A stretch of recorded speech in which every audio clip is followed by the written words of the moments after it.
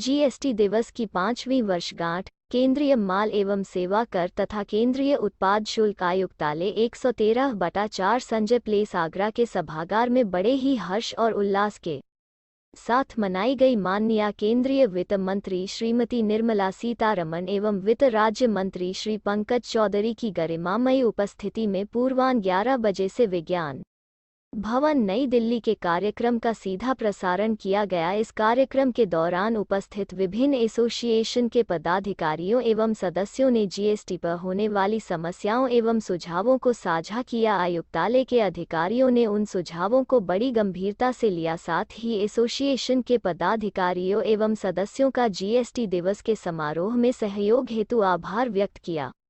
कार्यक्रम में श्री भवन मीना, अपर आयुक्त श्री महफूजुर रहमान, अपर आयुक्त श्री पल्लव सक्सेना, उपायुक्त एवं आगरा आयुक्तालय के क्षेत्राधिकार में आने वाले सभी मंडलों के अधिकारियों एवं कर्मचारियों की सक्रिय भागीदारी रही। कार्यक्रम की रूपरेखा बताना चाहूंगी। यह कार्यक्रम 11 बजे से प्रारंभ होगा दीप प्रज्वलन के साथ। उसके बाद महाउपस्थित अतिथियों का स्वागत किया जाएगा। 11:05 पर जीएसटी का प्रभाव, तीसरा विषय होगा निर्यात पर जीएसटी का प्रभाव, चौथा जीएसटी के लिए प्रक्रियात्मक माननीय राज्य वित्त मंत्री वहाँ पे आज श्री पंकज चौधरी जी भी अतिथि के रूप में मौजूद हैं, उनका भी संबोधन होगा। पुस्तिका जीएसटी प्रधान मुख्य आयुक्त CGST नई दिल्ली द्वारा धन्यवाद ज्ञापन दिया जाएगा। और विवाद जो विज्ञान भवन नई दिल्ली में हो रहा है, हम यहाँ पर अपने ट्रेड एसोसिएशन और जो विभिन्न अतिथिगण यहाँ पे मौजूद हैं, जो हमारे व्यापार में, बिजनेस में एकदम से उछाल देखने को मिला और जिसका पैमाना है एक प्रोत्साहन मिला। इसी तरह आपको याद है कि हम पिछले दिनों आजादी का नहीं, ये सरकार में काम करने वाले लोगों में की सोच में परिवर्तन।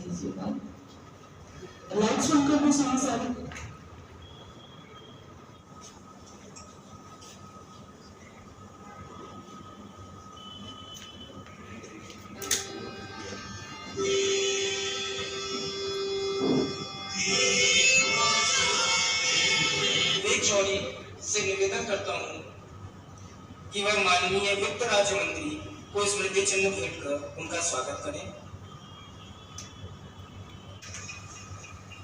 Thank you, sir. Now, I would like to invite members CBI.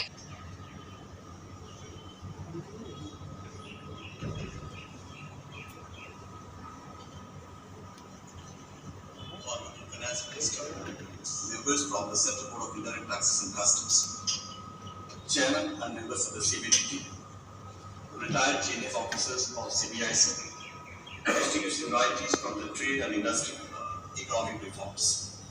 This transformational tax reform, the largest one carried out in independent India, has by and large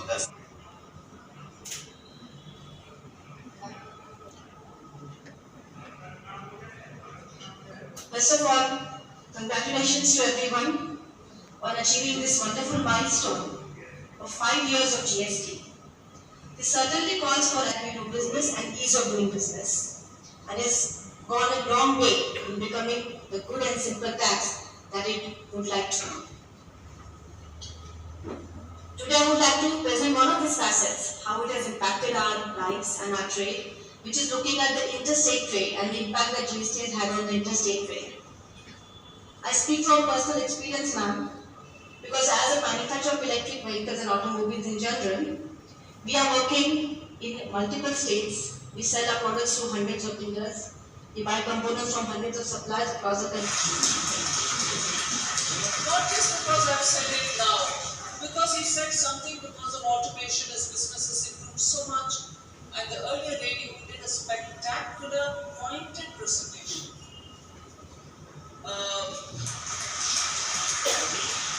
Ms. Mutwani also said how her business has really now made it possible for not only for herself but also for the component suppliers, interstate movements.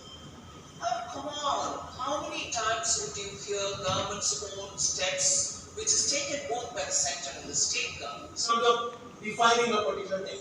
So my claps to that as well. I quickly go on to the next slide, which is the beneficial impact of GST on MSMEs for making it online business. Salutations to you, ma'am. Thank you so much. The second of the try on overall reduction in cost. Earlier MSMEs were competing to reduce the price, and now it's not the price, it's the cost that they're trying to reduce, which is either increasing the sales volume or profitability. The take is theirs. GST day आज के 5वीं वर्षगांठ मना रहे हैं और जो किसी भी सुधार या रिफॉर्म को उसके बारे में पूरी तरह उसको निर्णय लेने के लिए 5 साल का जो समय होता है वो बहुत ही बड़ा समय होता है, और जिसके अंतर्गत सारे जो रिजल्ट्स हैं वो आपके सामने होते हैं और आप उसको जज कर सकते हैं कि उससे कितना हमको फ़ायदा हुआ है या फिर कौन सी परेशानियाँ हमको आगे आने वाली हैं। तो मैं आपको ये बताना चाहूँगा कि जीएसटी जब 1 जुलाई 2017 को स्टार्ट हुआ था तब उस समय 80 लाख का लगभग असेसी बेस था, जो आज बढ़कर लगभग 1 करोड़ 36 लाख हो गया है। और उसी तरह जो रेवेन्यू कलेक्शन था उस समय जब लगभग 80 लाख करोड़ का था, जो आज बढ़कर कहीं 1 करोड़ 60 लाख के आसपास पर पहुंच गया है। और इसी कड़ी में सब लोगों को जो हमारे जो स्टेक होल्डर हैं जीएसटी के लिए, उसमें जो डिपार्टमेंट तो हम इम्प्लीमेंट करने वाले हैं, लेकिन जो हमारा जो कंधे से कंधा मिला के साथ दिया हमारे व्यापारी भाइयों ने, विभिन्न ट्रेड एसोसिएशन ने और वकील हैं, हमारे जो सीए चार्टर्ड अकाउंटेंट हैं और सभी लोगों ने, तो उन सभी का जो धन्यवाद ज्ञापित करने के लिए आज हमने उनको यहाँ पे आमंत्रित किया है और हम सब अपने डिपार्टमेंट की तरफ से उनका धन्यवाद ज्ञापित कर रहे हैं। और उनका इस पूरे जो समय के अंदर जो योगदान है जीएसटी के इम्प्लीमेंटेशन में, उसको हम बहुत ही अच्छा सराहनीय उन्होंने योगदान दिया है, उसको हम आज एक्नॉलेज कर रहे हैं। विज्ञान भवन से भी कुछ प्रसारण किया गया था।